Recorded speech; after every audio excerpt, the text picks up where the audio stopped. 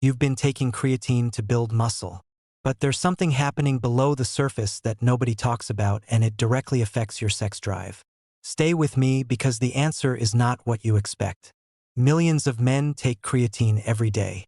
Most of them have no idea it has any connection to their libido at all. Some notice their sex drive goes up. Others swear it tanks. And the research? It actually explains both, but not for the reason most fitness channels tell you. First, let's quickly cover what creatine actually does inside your body because this is the foundation for everything else.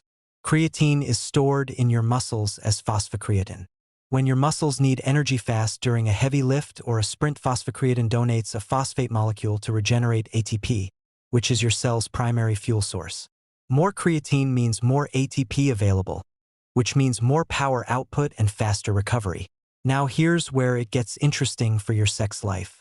Creatine doesn't directly boost testosterone, but it does something that indirectly affects the entire hormonal chain that controls your libido, and that thing is DHT, dihydrotestosterone.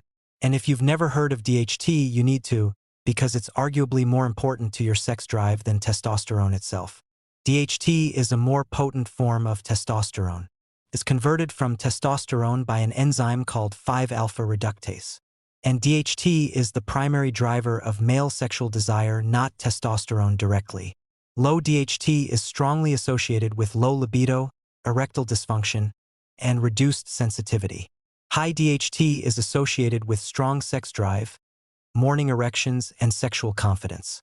This is why some men on testosterone replacement therapy still have low libido. Their DHT conversion is poor. Now, here's the research.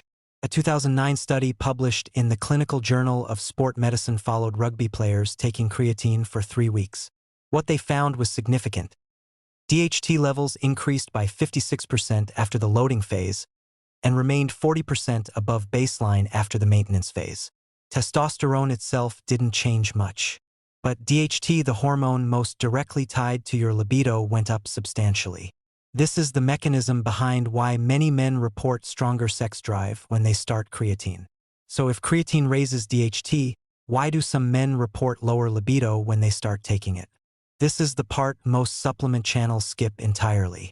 Creatine increases your training capacity. You can train harder, lift more, push further. But if you're not recovering properly, that increased training volume spikes cortisol. Cortisol is your primary stress hormone, and chronically elevated cortisol directly suppresses both testosterone and DHT. So the creatine isn't killing your libido. Overtraining on creatine is. There are 2 other factors men miss. First, creatine draws water into your muscle cells, which means your hydration demands go up significantly.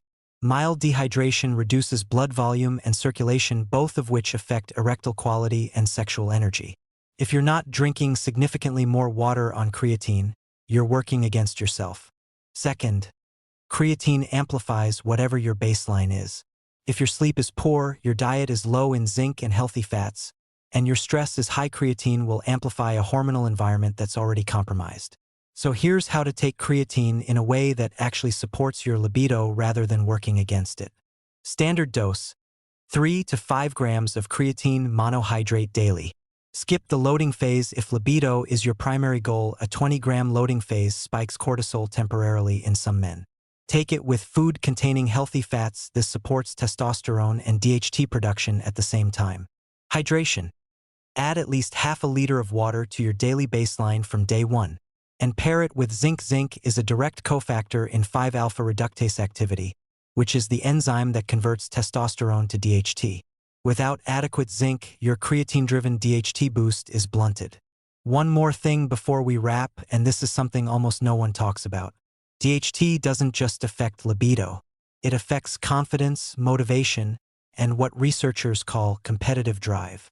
Some men on high DHT report feeling sharper, more assertive, more present in their relationships. This isn't gym bro mythology, it's receptor biology.